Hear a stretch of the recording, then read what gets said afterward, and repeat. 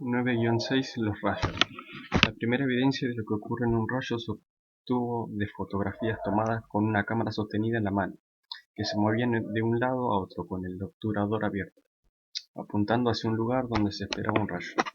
Las primeras fotografías obtenidas de esta manera mostraron claramente que los rayos son, por lo común, descargas múltiples a lo largo del mismo camino.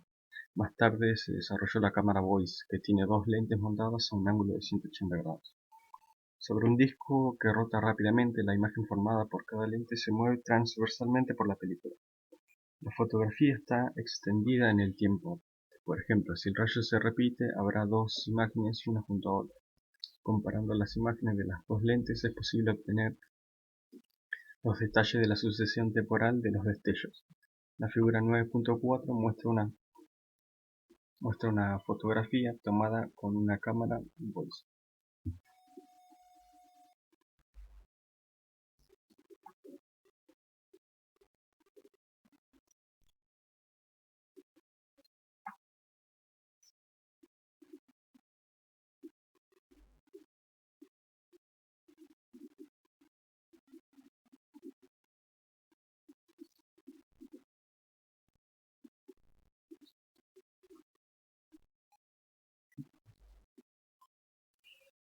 Fotografía de un rayo tomada con una cámara Boyce, tomada de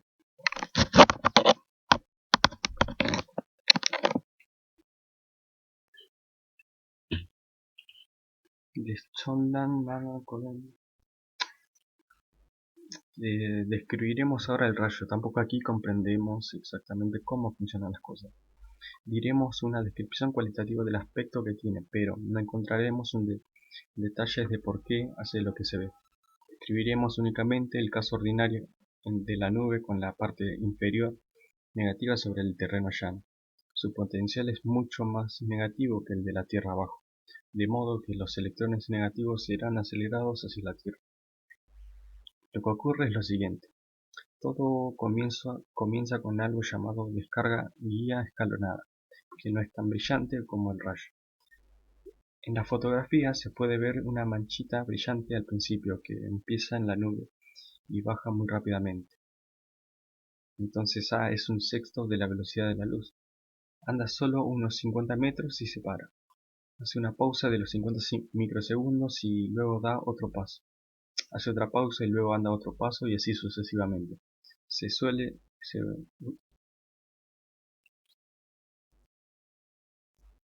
Se mueve en forma escalonada hacia el suelo siguiendo un camino como el que muestra la figura 9-15.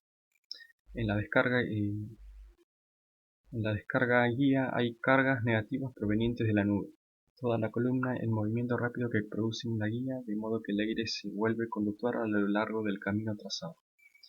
En el momento de que la guía toca el suelo tenemos un alambre conductor que se extiende hasta la nube y está llena de carga negativa. Ahora finalmente la carga negativa de la nube puede escapar simplemente y agotarse. Los electrones del extremo inferior de la guía son los primeros en darse cuenta de eso. Se derraman dejando atrás una carga positiva que atrae más carga negativa de más arriba de la guía, las cuales a su vez se derraman, etc. Finalmente,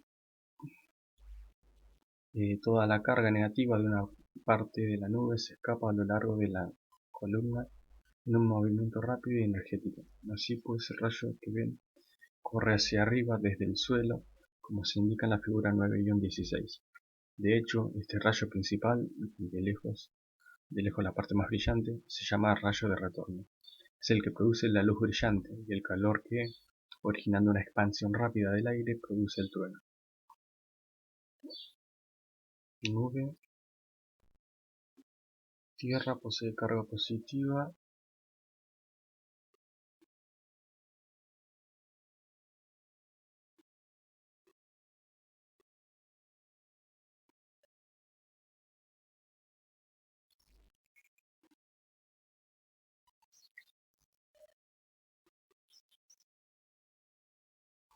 En el rayo la corriente es de unos 10.000 amperes en el pico y transporta hacia abajo unos 20 coulombs.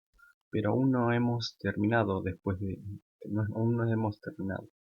Después de un tiempo de unas pocas centésimas de segundo quizás, cuando el rayo de retorno ha desaparecido, baja otra guía, pero una vez sin pausas. Esta vez se llama guía oscura y hace todo el trayecto desde arriba hacia abajo de un tirón. Va todo vapor exactamente por el camino porque hay suficientemente residuos allí como para que sea la ruta más fácil. La nueva guía también está llena de cargas negativas. En el momento que toca el suelo, hay un rayo de retorno que sube derecho por el mismo camino. Es entonces que el rayo cae una vez y otra vez. A veces cae a dos veces, a veces 5 o 10. En un caso se observó 42 veces por el mismo camino, pero siempre en rápida sucesión. A veces las cosas se hacen más complicadas. Por ejemplo, la guía puede después de una de sus pausas ramificarse enviando dos escalones ambos hacia el suelo pero en direcciones algo diferentes, como lo muestra la figura 9-15. Lo que ocurre después depende de si una rama llega al suelo claramente antes que la otra. Si ocurre esto, el rayo brillante de retorno de carga negativa que se derrama hacia el suelo se abre camino hacia arriba, a lo largo de la rama que toca el suelo y cuando llega al punto de ramificación y lo que pasa en camino hacia la nube, aparece una descarga brillante por la otra rama hacia abajo. ¿Por qué? Porque está bajando la carga negativa y esto es lo que ilumina el rayo. Esta carga empieza como a verse el comienzo de la rama secundaria, va haciendo trozos sucesivos cada vez más largos de la rama, de modo que el rayo brillante parece abrirse camino hacia abajo por esa rama al mismo tiempo que sube hacia la nube. Pero si ocurre que una de estas ramas adicionales de la guía ha llegado al suelo casi simultáneamente con la guía original, puede suceder a veces que la guía oscura del segundo rayo tome la segunda rama. Entonces verán el primer relámpago principal en un lugar y el segundo relámpago en otro. Esta es una variante de la idea originaria. Además, nuestra descripción es sobresimplificada para la región muy cercana al suelo. Cuando la guía escalonada llega más o menos a un centenar de metros del suelo, hay evidencia de que sube una descarga desde el suelo para encontrarla.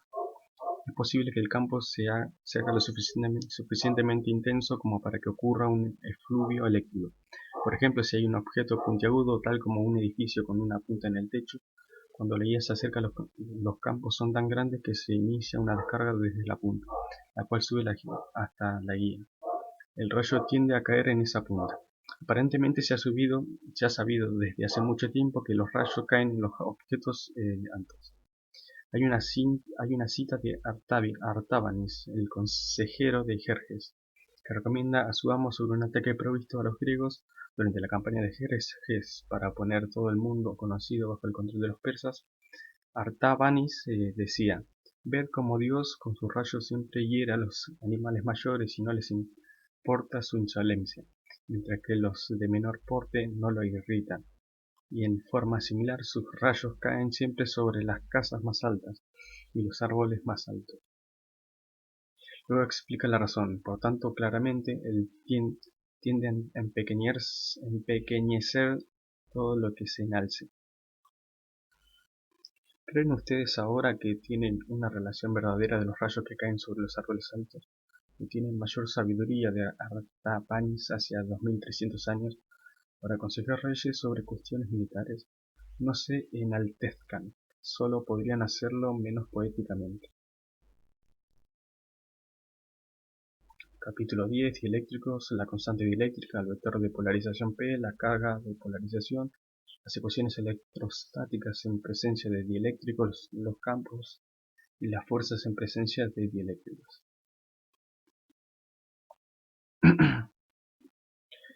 La constante dieléctrica. Comenzamos a discutir aquí otra de las propiedades peculiares de la materia bajo la influencia del campo eléctrico. En un capítulo anterior consideramos el comportamiento de los conductores, en los cuales las cargas se mueven libremente como respuesta a un campo eléctrico a tal punto que no hay ningún campo en el interior de un conductor. Discutiremos ahora los aisladores, materiales que no conducen la electricidad. A primera vista se creería que no tendría que haber ningún efecto. No obstante, utilizando un simple electroscopio y un capacitor de placas paralelas, Faraday descubrió que no era así. Sus experimentos muestran que la capacitancia de ese capacitor aumenta cuando se coloca un aislador entre las placas. Si el aislador llena completamente el espacio entre las placas, la capacitancia aumenta en un factor K que depende solamente de la naturaleza del material aislador. Los materiales aisladores se llaman dieléctricos. El factor K es entonces una propiedad del dieléctrico y se llama constante dieléctrica. La constante dieléctrica del vacío es, por supuesto, la unidad.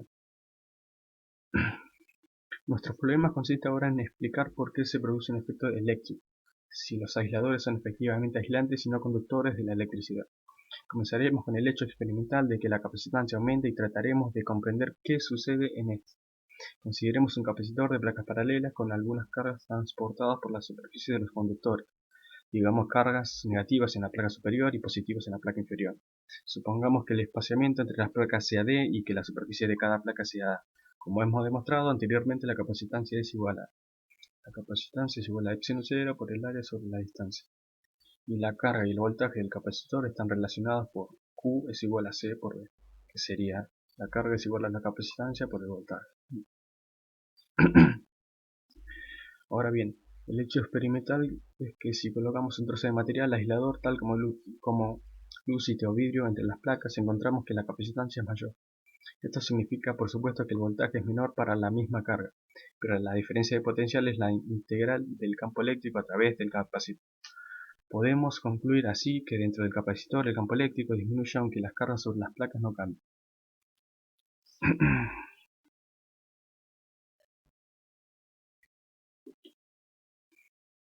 Esto es...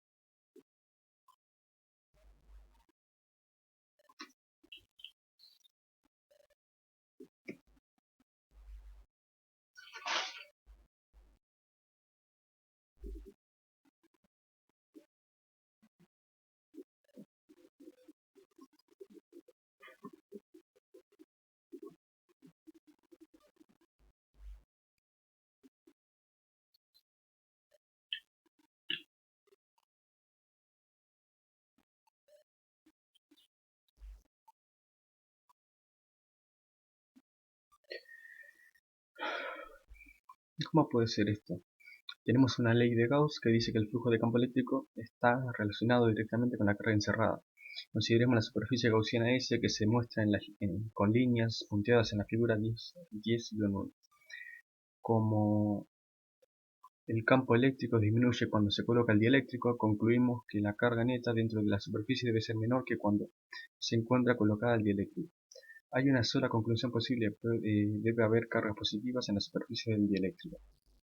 Como el campo ha disminuido pero no es nulo, debemos esperar que la carga positiva sea menor que la carga negativa en el conductor. Así, pues, el fenómeno puede ser explicado si podemos comprender de algún modo por qué cuando un material dieléctrico se coloca en un campo eléctrico hay cargas positivas inducidas sobre una superficie y negativas inducidas sobre la otra.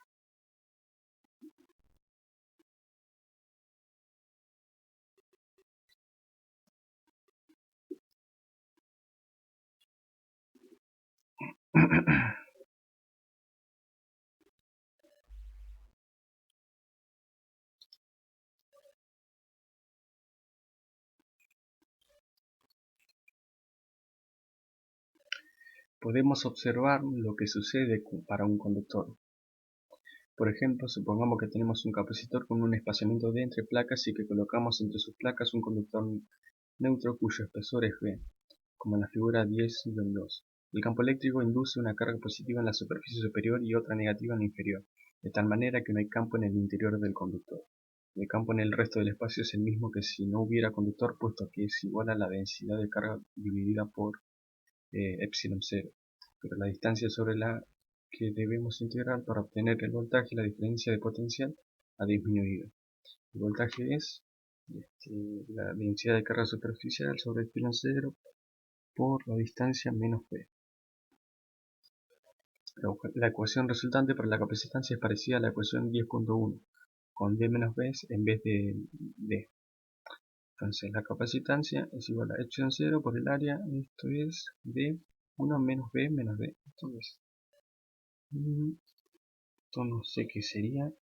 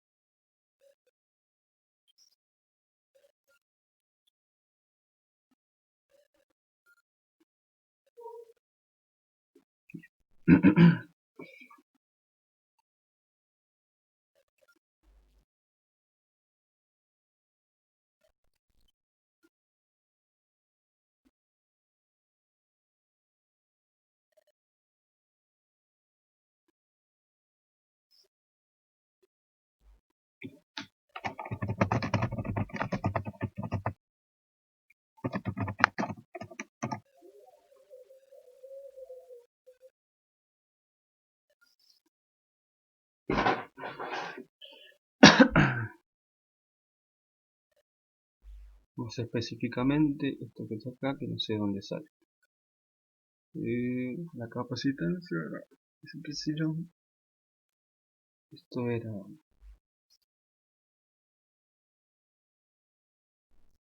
¿no?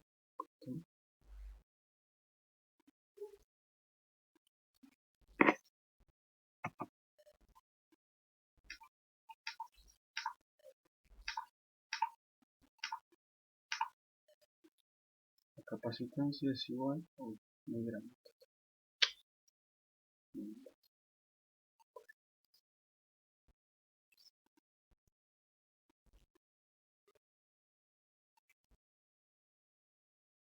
Capacitancia es igual a 3 epsilon 0 por el área. Y tenía la fórmula por acá. Ah, la distancia, ahí está. Sobre la distancia. Ahora ya. A esta distancia, esto sería aquí por acá. Y el denominador epsilon 0.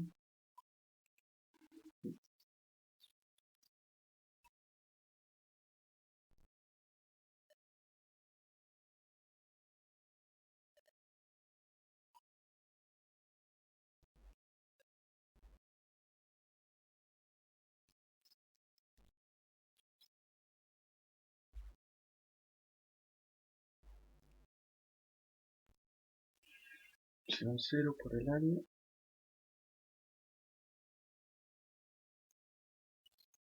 Esto es distancia.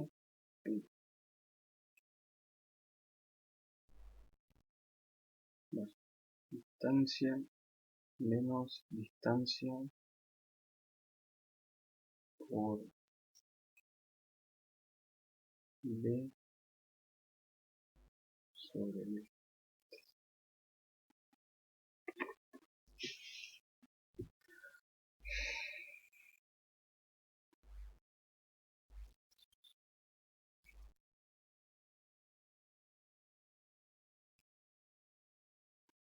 Entonces la capacitancia ha aumentado en un factor que depende de b sobre d, o sea la fracción del volumen que ha sido ocupada por el conductor.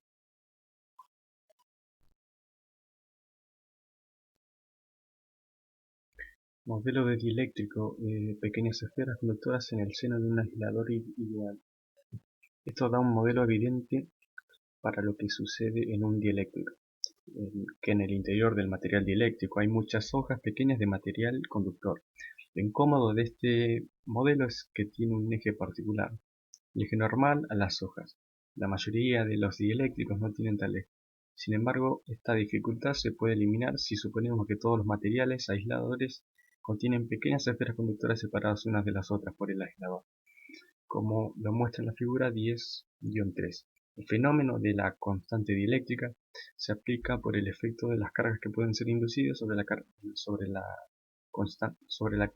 cada esfera. Este es uno de los primeros modelos físicos para dieléctricos usados para explicar el fenómeno observado de Faraday. Más específicamente, el modelo suponía que cada uno de los átomos del material es un conductor perfecto pero aislado de los otros. La constante dieléctrica K dependería de la fracción del espacio que está ocupado por las esferas conductoras. ¿No es este, por supuesto, el modelo utilizado actualmente? 10.2 El vector de polarización P. Si continuamos con el análisis anterior, encontramos que la idea de reacciones de conductividad perfecta y aislada no es esencial. Cada una de las esferas actúa como un dipolo en el momento en que es inducido por el campo exterior. Lo único esencial para comprender las dieléctricas es que contienen muchos dipolos pequeños inducidos en el material. No importa que los dipolos estén inducidos porque hay minúsculas esferas conductoras o por cualquier otra razón. ¿Por qué un campo inducirá un momento dipolar en un átomo si el átomo no es una esfera conductora?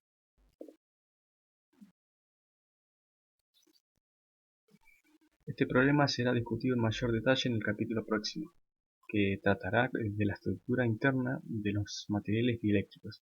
No obstante, daremos aquí un ejemplo para ilustrar un mecanismo posible. Un átomo tiene una carga positiva en el núcleo, el cual está rodeada de electrones negativos. Distribuciones de electrones.